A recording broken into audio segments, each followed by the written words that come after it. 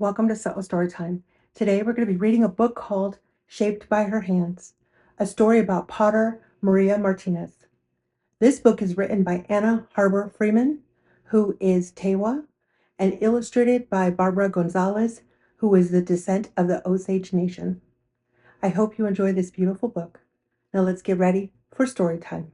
I'm along, it's story time with So-O's tales in gentle rhyme. Books that dance and voices sing, adventures bloom on every wing. From distant lands to backyard fun, there's magic here for everyone. Gather round, let's take a look at the wonders in a book. Shaped by Her Hands, potter Maria Martinez.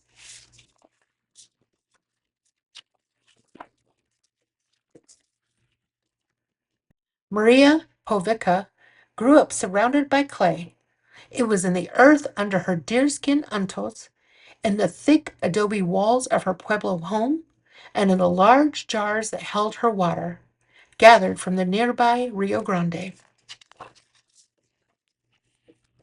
While her parents planted the fields and ground corn, young Maria tried to make playful clay bowls. She left them in the hot New Mexico sun to dry, but each one cracked and crumbled. The Tewa people in San Ildefonso had been making and using pots for centuries, but in the 1890s, many people were buying tinware from factories instead. Little Maria's ko'o, Nicolasa, still made strong clay pots, so Maria went to her home in the plaza to ask for help. Aunt Nicolasa was happy to show Maria the centuries-old tradition of Sanaway. Together they gathered clay and thanked Mother Earth for sharing with them. Nicolasa showed Maria how to mix the clay with water and volcanic ash and how to roll coils between her hands to build the pot's walls. As the two of them worked, Nicolasa told Maria about the importance of sharing clay knowledge. She wanted Maria to know how to make pots to store seeds and grains in so their Tewa traditions would live on. As Maria watched Nicolasa work the clay, she thought of the many generations of potters who had come before. She wanted to make bowls as strong and beautiful as her ko'os. While her sisters played with their straw dolls, Maria practiced. After months of working with the clay, Maria's confident hands were making sturdy, round bowls. Nicolasa decided to let her fire her first pot. Firing the pots hardened them and made them strong, but not every pot survived firing. On a clear day without a whisper of wind, Maria helped her ko'o build the pottery fire. Together they placed wood and chips of dried cow manure around a stack of pots. She watched Nicolasa light the fire and say a prayer, and they sat down to wait. Maria and Nicolasa sat for hours in the fire's glow. Finally, the pots were done. Thinking of her bowls that crumbled in the sun, Maria held her breath as Nicolasa used a stick to pull her pot out of the ashes. It was perfect. Maria carried the pot home, cradling it like a baby. Her mother, her yaya, proudly placed it beside the fireplace and put cornmeal inside for spiritual blessings. Maria's heart glowed. As a teenager, Maria went to the boarding school with her sisters, but she missed the clay and life in San Ildefonso, so as soon as she could, she returned to her home in the Pueblo. The 20th century began, and Maria met a young man named Julian Martinez. They fell in love. In their marriage ceremony, they drank water from the spouts of a wedding vase Ko'o Nicolasa had made for them. Maria and Julia Martinez inherited a house in the Pueblo. Their hands grew busier as they worked and cared for their children. But Maria never stopped making pots, and her reputation grew. In 1908, an archaeologist named Edgar Lee Hewitt came to see Maria. Mr. Hewitt had heard of Maria's skills while working at a nearby dig site.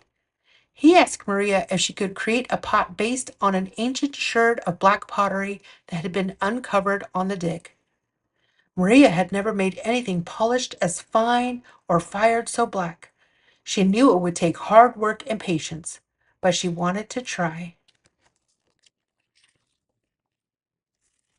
Maria and Julian dug clay and began experimenting. She polished her pots using a river stone. Then they tested many ways of firing the pottery. One afternoon, they tried smothering the fire to keep the smoke in. When they pulled out the pot, it was shiny and black as a raven. Mr. Hewitt had hoped only that Maria would recreate the ancient piece of pottery, but what he saw in these pots was something old and new and entirely unexpected. They were magnificent. Mr. Hewitt knew others would want to see them too.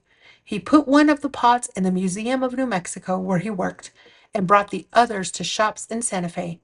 They sold right away. Maria had never sold her work before. She was amazed that people wanted to buy pots by her hands.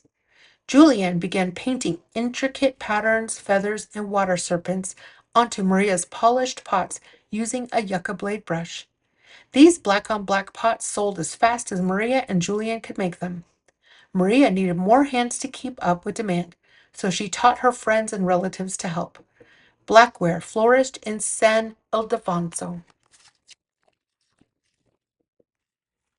Over the next 2 decades, Maria and Julian were invited to demonstrate their pottery making in New York, San Francisco, and Chicago. At first, it felt strange to have others watch her work, but Maria remembered Nicolasa's words about sharing what she knew. When Julian died in 1943, Maria's heart and pots felt empty without her husband and partner. But she had spent her whole life sharing clay with her family. First, her children came to paint the designs. Later, her grandchildren came to help with the painting and polishing. They made pots as a family, remembering to thank Mother Earth and teaching new hands to form, polish, and design. The Great Spirit gave me hands that work, but not for myself, for all my Tewa people. And thank you so much for reading Shaped by Her Hands, author Maria Martinez. I hope you enjoyed this story as much as I did, and I hope that you come back and check often as I read new stories each week. Have a beautiful day.